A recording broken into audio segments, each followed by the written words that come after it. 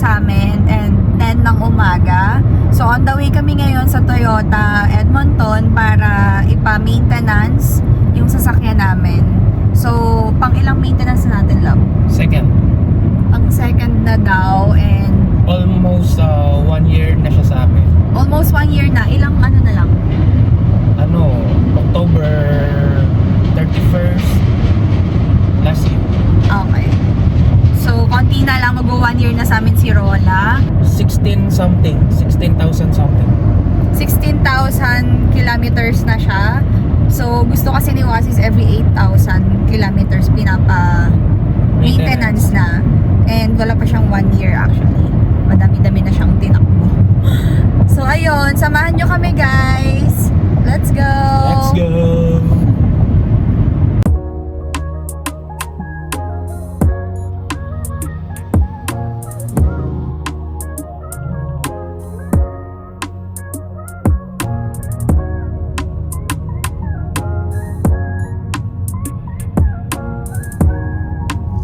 For your destination.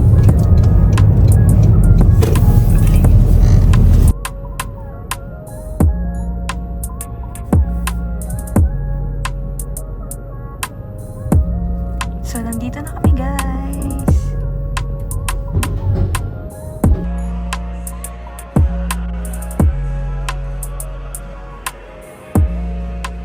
So ngayon, nandito kami sa dealership habang inaantay yung pinapa-maintenance namin na sasakyan.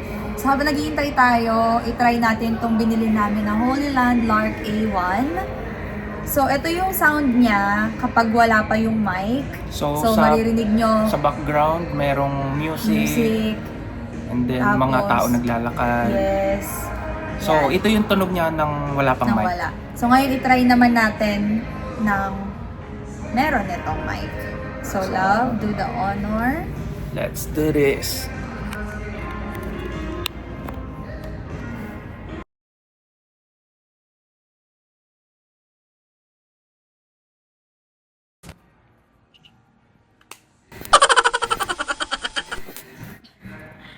Hello, check. 1, 2. Hello, mic check. 1, 2, So ito mic yung check. sound niya kapag may mic. So I hope it's crisp. Yeah. Mamaya pag na-play ko yung video. Holy Land Lark A1. This is not sponsored. Gusto lang namin mag-try ng bagong item like this mic. Para sa mga content. Ayun. So Sa yun. mga gagawin naming next videos, let's go! Yes. Tapos na kami magpa-maintenance. All good. Grabe. Kala nyo malamig sa Canada? Hindi. Ang init din pag summer. Grabe. Positive, I think, like, mga positive 32, ganon. Sobrang init na din. Alam niyo yung hunab ng, kapag nasa parking ka, ng basement parking, yung mga ganon sa Pilipinas, ganon yung niya ngayon, ang Init sakit din. sa balat. Pero so far, okay na ang sasakyan. Second maintenance done. So, nandito kami ngayon guys sa Seafood City para kumain ng lunch pagkatapos ng maintenance. And Siguro mga grocery na rin ng ilan. true. Ano bang meron sa Seafood City, love? Di Pinoy products. Pinoy products. Okay, Pinoy products. Pinoy products. Actually, supermarket siya na may mga kainan na mga Pinoy food din yung nandun. Let's go! The famous barbecue dito. Super sarap, as in. Dinadayo.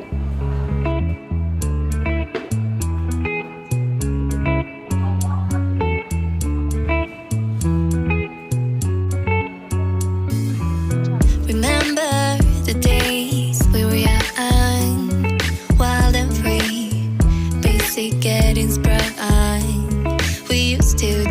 night away, hang out the whole next day.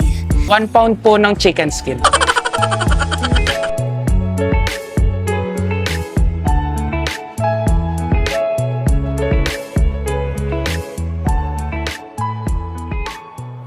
Hi guys, so ang in-order namin is pakbet. Pakbet. This one is worth $8. Ganito kaliit. And 4 na pirasong barbecue. Barbecue. And then, chicken skin. As you see, Ay, chicken sorry po. skin. Nalaglag pa. Pengi. Okay, wait. I wanna do ASMR. ASMR. Okay. Cheers! Cheers!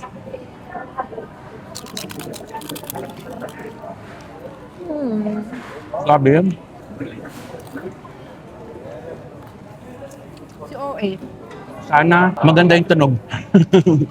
Crunchy. Sarap. Halos di na makapagsalita, no? Gutom na eh. Sarap. Grabe yung lutong. Guys, dito lang kami nakakatikim ng chicken skin.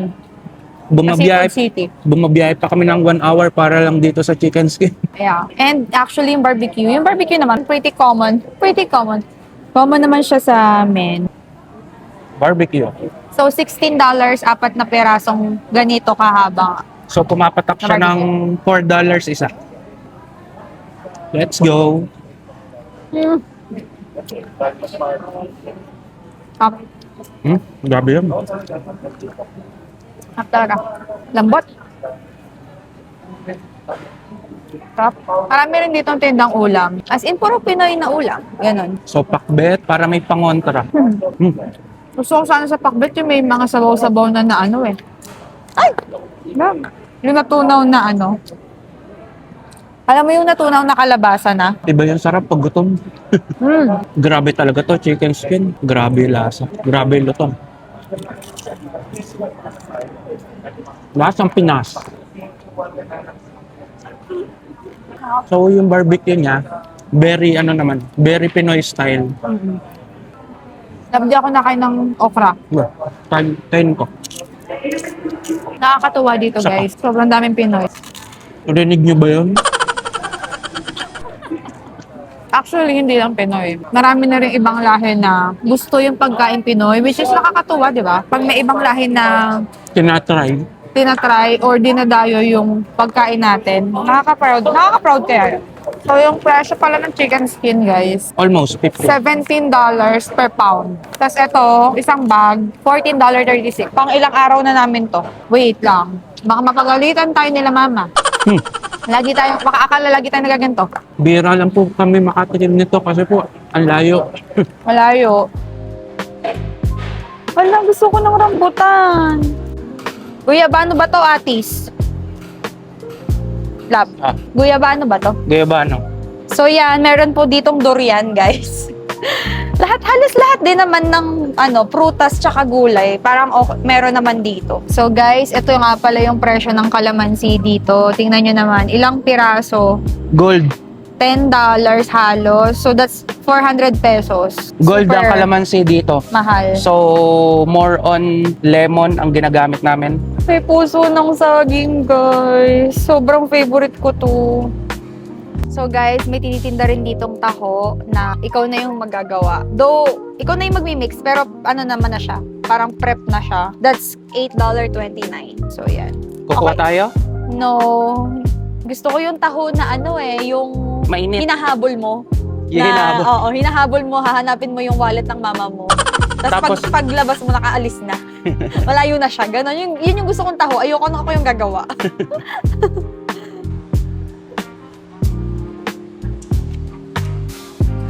So, kumpleto din sila dito ng panghalo-halo. Ang hinihintay na lang namin ay winter para libre na yung yelo. Ginataang munggo. So, ano gusto mo, love? Ginataang munggo. Ano pa? Mais? Mais. Yan. Okay na ako dyan. Dalawa lang? Yan, tig-dalawa niyan. Cheese! Kahit hopya, meron din sila. Frozen hopya. Kuha ng sinigang mix. At meron tayong hipon sa bahay. Ito na lang, Nor. Subok na. Nor, baka naman. Love Toyo. Meron pa dun. Hindi naman tayo mawawalan yan eh. Bakit Piat- tumitigil? Bakit tumitigil? Yan, basta maaalat. Piatos. Walang ibang flavor. Gusto mo? Sige, kuha. Kung anong gusto.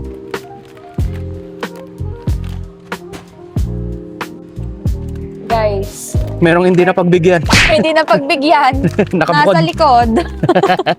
Sino kaya? Ito mo, Rebisco. Mahal naman eh. Pwede. $3.20. Mas gusto ko pa yung Ansel. Ang hirap mong mahalin, Rebisco. Char. Si OA. Nandiyan Isa na pang naman. favorite niya, bread pan. Grabe. Tira-tira na lang yung Ilan na lang natira. yun natin. Feeling ko kukunin na niya lahat yan. Uy, wag ganun. 2, 3 lang. Ilan? Naiya ka pa, dadalwa na yung natira. Di malam. Sige, kunin mo Wait na. lang, ganito ba presyo nito before? Magkano? Ano na Oo, siya? tama. 119. Mga ganyan yan. Hindi love. Itong Milky Nuts, cents lang yan. Ay, yun pala oh. Hindi ko natanda. 99 cents pala. Sige, ito, tsaka Milky Nuts na lang. Anong gusto mong flavor ng Milky Nut? Isa lang pala. Eh, Isa lang. Milky Nuts, tas naghanap ko para ibang flavor. Ba't ano ba yung iba? Eh di, Berry nuts? choconut. Chocolate ba yun? Oo. Okay. O, dito. Okay. Dahil nakakuha na siya ng gusto niya, ako naman ang kukuha. Let's go! Uy, love, favorite natin yan pareho. I'm more on a cream o girl kesa sa Oreo. Mas more on cream o talaga ako. So sa mga hindi nakakaalam kung taga saan ako ay taga Liliw Laguna and ang isa sa produkto namin ay Puraro. Liliw Laguna represent. So guys, meron din ditong kabayan. Kabayan, ewan ko, kabayan ang tawag namin, pero kababayan pala. Tapos, meron din kalihim. Oh, Secretary. sekretary. Nakakatuwa. Kopya. 'Di ba? Halos kompleto din naman dito. Yung mga, kung gusto mo ng mga Filipino foods talaga. Kukuha naman tayo ng bangus. Sarap. Tapos may katernong kamatis at sibuyas. Para Man. sa mga ayaw maghimay, katulad naming dalawa, boneless Bawala talaga. syempre. Parang wala ka nang gagawin. Wala Pipirito nang mo na lang. gagawin. Guys, alam nyo ba, pagdating namin ng Canada, nagoyo kami ni Wasis. Kakulay kasi. So, Pati yung yung sulat. oo, hindi kami masyado nagbasa or siguro inisip namin baka ito rin yung lasa, ganyan. Pero guys, hindi. Iba pa rin talaga yung tender juicy sa atin. So, syempre, bagong dating kami nun sa Canada, parang hotdog, ganun, hinahanap mo. Pero iba pa rin talaga tender juicy. And wala pa kaming nakikita dito tender juicy, guys. So, ilang taon na tayong hindi nakakatikim ng tender juicy? Magto 2 years na. So guys, nakakita kami dito ng longganisan lukban. Alam ko ang lasa ng longganisan lukban ha. Baka mamaya hindi ka lasa to ha. Katabi lang kami ng lukban Quezon, kaya alam ko ang lasa nito. Sige, try natin. So guys, ganyan yung presyo ng mga ham dito. 78.99, grabe, 89.99. Parang gusto ko na lang magprito ng pork chop. Mga Sige, 1 ikaw. pound lang. 1 Basta isang pound. piraso. Ikaw na bahala pumili, kuya. Upper piece. Sige, yung nauna na lang po. Cube, yung cube cut na lang siya. Tapos na kami mamili, magbabayad naman.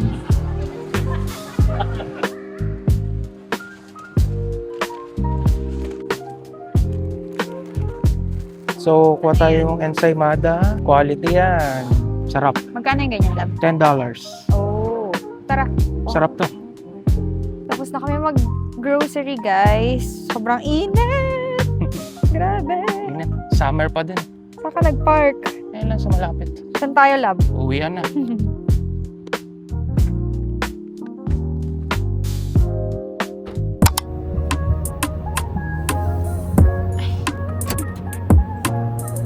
Hi guys! So nandito kami ngayon sa Genti. Filipino-owned business siya. Milk tea yung products. And so far, ito yung parang pinakagusto naming brand ng milk tea dito. Malapit lang din siya sa amin, sa lugar namin. Like 30 minutes. 30 minutes from Yeah. our home. Ayun. Eh, sobrang init talaga ngayon. As in, parang Pilipinas na talaga. As in, Oo, nakakapaso. Iba yung init na. Nakakapaso na ng balat. Ganun. And tapos naman na kami sa mga errands namin. So, tara, mag-chill lang muna tayo today, love.